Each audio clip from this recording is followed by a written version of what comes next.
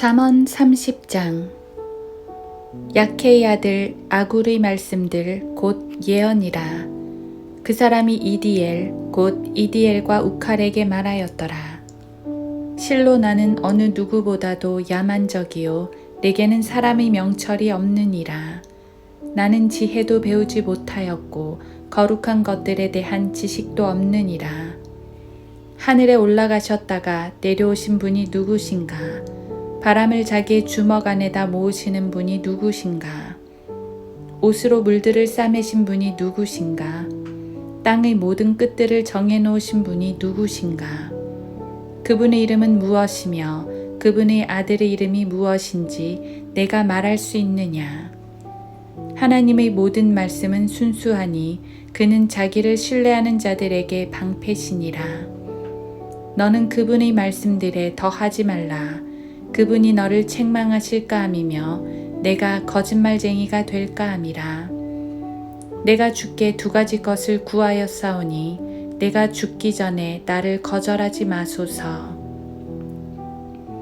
내게서 허황된 것과 거짓을 제해 주시고 나를 가난하게도 마시고 부하게도 마시며 내게 필요한 양식으로 나를 먹이소서.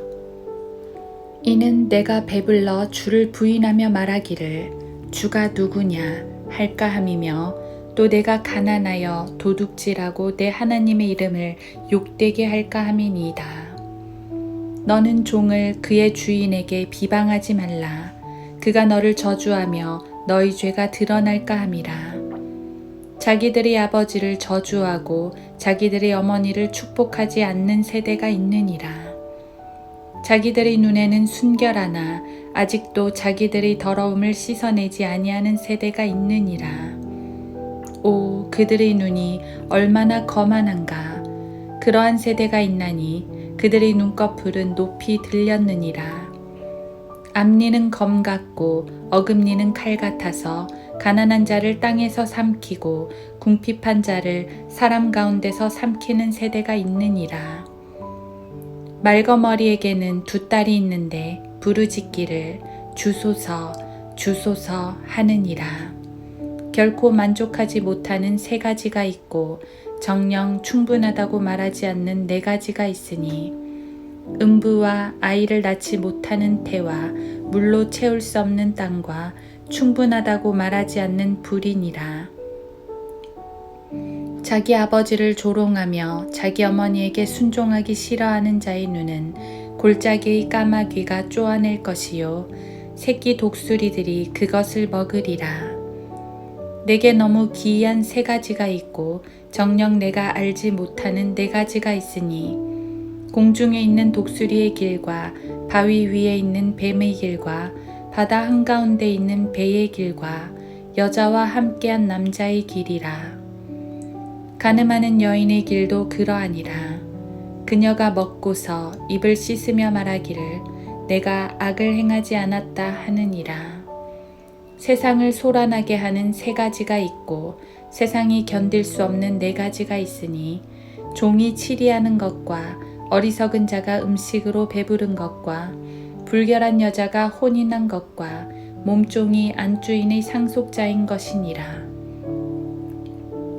땅에서는 작지만 아주 현명한 네 가지가 있으니 개미들은 강하지 못한 백성들이나 그들은 여름의 음식을 예비하며 토끼들은 약한 무리이나 그들의 집을 바위들에 짓고 메뚜기들은 왕이 없으나 모두가 떼를 지어 앞으로 나아가며 거미는 손으로 지탱하나 왕궁에 있느니라.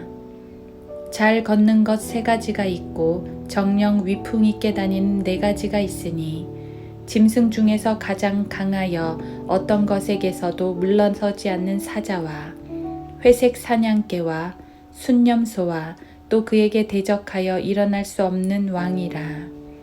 만일 내가 어리석게도 스스로 높은 채 하였거나 악한 일을 도모하였다면 내 손으로 내 입을 막으라.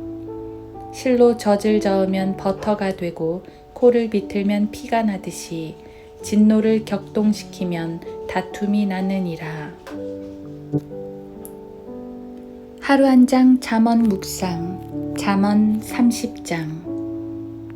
만일 내가 어리석게도 스스로 높은 채 하였거나 악한 일을 도모하였다면 내 손으로 내 입을 막으라. 잠언 30장 32절. 어떤 이교도 철학자가 내 자신을 알라고 했다지만 성경은 그보다 훨씬 먼저 훨씬 더 근본적으로 인간의 연약함과 무지함을 지적했습니다. 인간은 연약할 뿐 아니라 죄인입니다. 그 종국이 죽음이며 또 심판입니다. 어떤 철학자들도 이 사실을 알지 못했습니다. 그들은 그저 좀 겸손하라고 지적했을 뿐입니다.